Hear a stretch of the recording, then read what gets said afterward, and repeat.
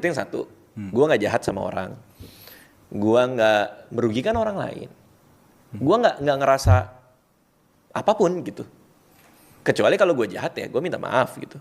Tapi ini kan Nggak peduli ngomong netizen, menurut gue ada sesuatu yang sangat susah ya. Karena gue on the record juga bilangin bahwa industri entertainment pada umumnya itu adalah industri yang sangat ketergantungan dengan kita punya self-image. Karena industri dibentuk oleh pujian. Tapi begitu ada yang tidak memuji kita, pada umumnya pasti berasa kayak, gitu. Kayak, aduh sedih banget gitu kan ya. Tapi Doi bilang bahwa Doi itu kagak peduli netizen ngomong apapun.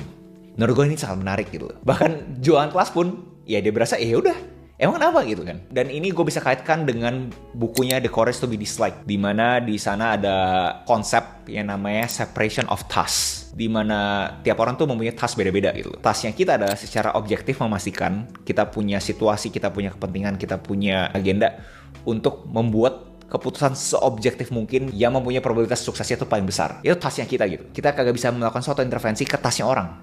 Tasknya kita pokoknya harus seobjektif mungkin. Pokoknya sesuai dengan kita punya konteks.